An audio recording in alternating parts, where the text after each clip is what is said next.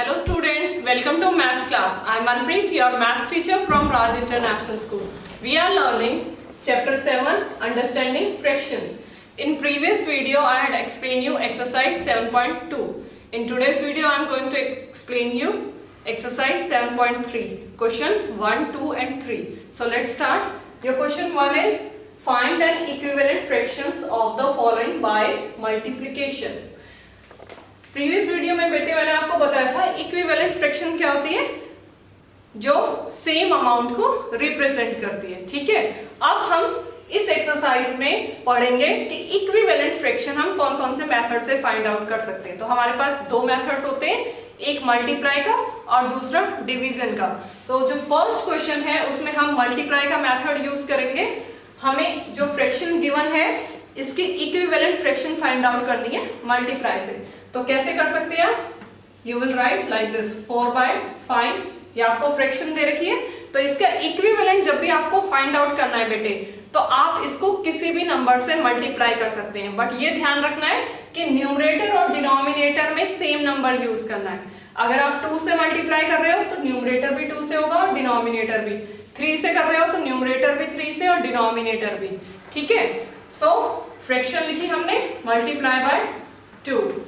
So next आपके पास आ जाएगा 4 2s are 8, 5 2s are 10. So आपके पास नेक्स्ट इक्विवेलेंट फ्रैक्शन क्या बन गई? 4/5 equals to 8/10. So this is your multiplication method. Next D part solve करते हैं हम. Your fraction is 9/11. So equivalent find out करने के लिए मल्टीप्लाई करेंगे. हम किसी भी नंबर से कर सकते हैं.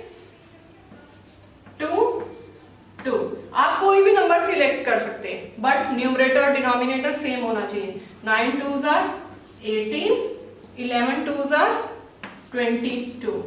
So 9/11 is equal to 18/22. So this is the multiplication method. ये आपका इक्विवेलेंट फाइंड आउट करने का, इक्विवेलेंट फ्रैक्शन फाइंड आउट करने का मल्टीप्लिकेशन मेथड था. Now come to the next question. Find an equivalent fraction of the following by division method. अब हम next method discuss करेंगे, that is division. So division का मतलब हम क्या करेंगे? Divide.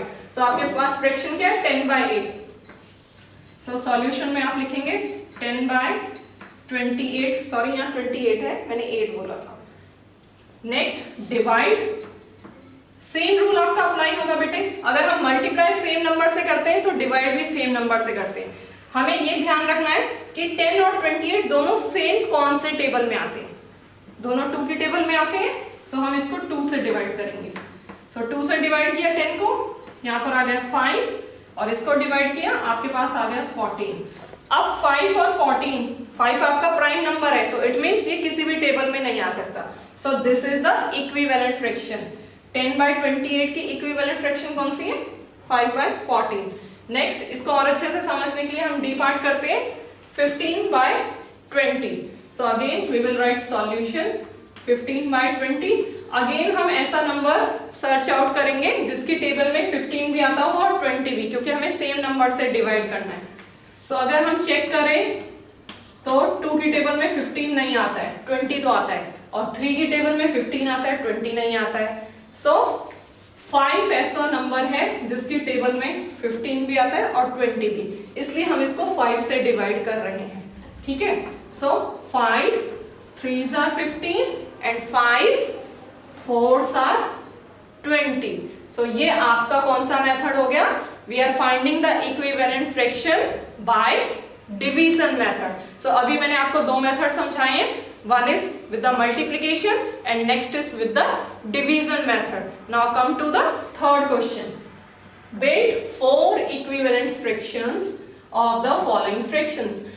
आपको fractions दे रखी हैं, उनकी 4 equivalent fractions find out करनी है. अब हमें यहाँ पर method नहीं दे रखा है, so हम multiply का method use कर रहे हैं.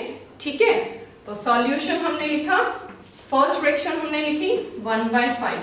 तो हमें 4 फ्रैक्शंस और बनानी है. इट मींस हमें इसको 4 डिफरेंट नंबर से मल्टीप्लाई करेंगे हम. ठीक है, सो आपको मैंने बताया था सेम नंबर को ही न्यूमरेटर में मल्टीप्लाई करना है और सेम नंबर को ही डिनोमिनेटर में मल्टीप्लाई करना है. So we are starting with 2, 1 2s are 2, then 5 2s are 10. So आपके पास फर्स्ट इक्विवेलेंट फ्रैक्शन आ गई. Next again 1/5. Now we will multiply it by 3. Different number से मल्टीप्लाई करना है, तभी आपके पास अलग अलग इक्विवेलेंट फ्रैक्शन आएंगी. 1 3s are 3 and 5 3s are 15. Next third one 1/5 multiply by 4. So it will be 4/20. सो हमारे पास कितनी हो गई? 3 हो गई. कितनी चाहिए हमें? 4. तो नेक्स्ट हम करेंगे 1/5 multiply by 5. So it will be 5/25. सो ये जो 4 फ्रैक्शंस हमारे पास आई हैं, ये सारी 1/5 की इक्विवेलेंट फ्रैक्शंस हैं. ठीक है. Now come to the D part. So solution. Fraction हमें क्या दिए? 3/8. सो अगेन मैंने आपको बताया था, हम स्टार्ट करेंगे 2 से. 3 2s are 6, 8 2s are 16. Then 3 multiply by 3. Next हमने नंबर सिलेक्ट किया है 3. सो इस बार हम 3 से मल्टीप्लाई कर रहे हैं. 3 3s are 9 and 8 3s are 24. सो हमारे पास 2 फ्रैक्शंस हो गई. Next 3/8 multiply by 4. So 3 4s are 12 and 8 4s are 32. Next the last one 3/8 multiply by 5. So 3 5s are 15 and 8 5s are 40. ठीक है. सो इसी तरीके से आपको जो क्वेश्चन 3 के रेस्ट ऑफ द पार्ट्स हैं वो सॉल्व करने हैं. I hope you got the question number 1, 2 and 3. On the basis of video, you can solve the parts. If you have any query, you can contact me. Thank you.